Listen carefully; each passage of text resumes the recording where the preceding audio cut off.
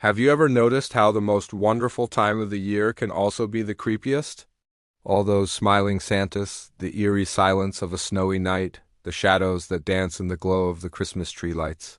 It's the perfect setting for something unsettling. Tonight, I'm going to tell you a story that might just make you think twice about who's really coming down your chimney. This story happened to a friend of a friend. Let's call him Liam. Liam loved Christmas more than anyone I know. His house was always the one on the block that went all out. We're talking inflatable reindeer, a roof lined with so many lights it could probably be seen from space, and a Christmas tree that barely fit in his living room. He lived for the festive season. But one year, his favorite holiday turned into a nightmare he'd never forget. It all started on Christmas Eve. A massive blizzard had hit the town, blanketing everything in a thick, pristine layer of snow.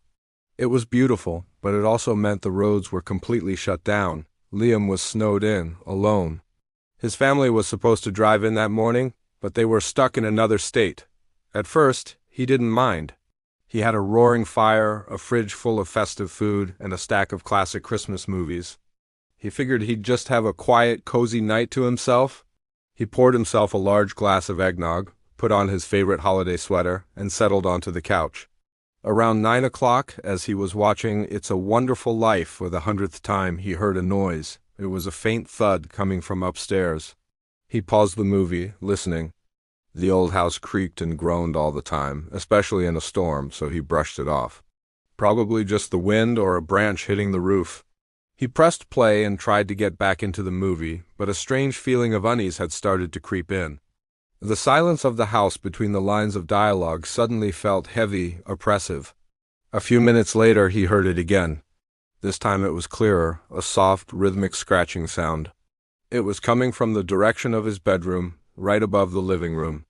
Scratch, scratch, scratch. It sounded like an animal, maybe a squirrel that had gotten into the attic. Annoyed, but not yet truly scared, Liam muted the TV. The scratching stopped.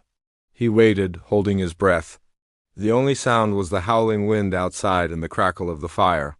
He was just about to convince himself it was his imagination when he heard a new sound. A jingle, a single metallic jingle, like a small bell. It was faint but unmistakable. It came from upstairs. Now Liam's heart started to pound. He didn't have any pets. There were no bells in his bedroom. The sound was so out of place, so specific that it sent a shiver down his spine. He grabbed the heavy iron poker from the fireplace, his hand trembling slightly. "Hello?" he called out, his voice sounding small and shaky in the large house. "Is anyone there?" Silence. The only reply was the wind whistling through the eaves. He told himself he was being ridiculous. It was Christmas Eve. He was alone, snowed in, and his mind was playing tricks on him. He was about to sit back down when he heard it again, louder this time. Jingle, jingle. It was moving. The sound was slowly, deliberately making its way down the hallway upstairs, towards the staircase. Every rational thought in his head screamed at him to stay put, to call the police. But the phone lines were down because of the storm. He was completely cut off. And a morbid, terrifying curiosity was pulling him, urging him to see what was making that sound. Clutching the poker, he moved to the bottom of the stairs, peering up into the darkness of the second floor. "Who's there?" he whispered, his throat dry. At the top of the stairs, a figure emerged from the shadows. It was tall and unnaturally thin, wrapped in what looked like a tattered, dark red coat. Its face was obscured by the deep shadow of a hood, but what Liam could see was pale and gaunt. In one long, spindly hand, it held a single, tarnished silver bell, which it shook gently as it took a slow step down the stairs. Jingle. Liam was frozen in pure terror. This wasn't a burglar. This wasn't an animal. This was something else entirely. The figure took another step down. Jingle. It moved with a jerky, unnatural grace, its limbs seeming too long for its body. It didn't speak. It just descended, step by agonizing step, the rhythmic jingle of the bell echoing the frantic beat of Liam's heart. He finally broke out of his paralysis. He turned and bolted for the back door, fumbling with the lock. He could hear the jingling getting faster, closer. He finally wrenched the door open and plunged into the blinding snow of the blizzard. The cold hit him like a physical blow, but he didn't care. He just ran, stumbling through the deep drifts, not daring to look back.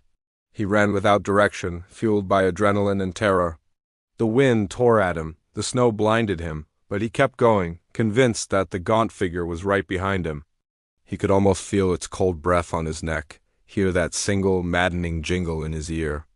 After what felt like an eternity, he saw a light. It was the faint glow of his neighbor's porch light, a beacon in the storm. He collapsed on their doorstep, hammering on the door with his frozen fists, screaming for help. When his neighbors, the Millers, opened the door, they found him covered in snow, incoherent with fear, babbling about a man in a red coat and a silver bell. They brought him inside, wrapped him in blankets, and tried to calm him down. They assured him it was just the storm, that his mind was playing tricks. They didn't believe him, of course. Who would? The next morning, Christmas Day, the storm had passed. The police were finally able to make it out. They went with Liam to check his house. Everything was exactly as he'd left it. The movie was still paused on the screen. The fire had died down to embers. There were no signs of a break-in. The officers were polite but skeptical.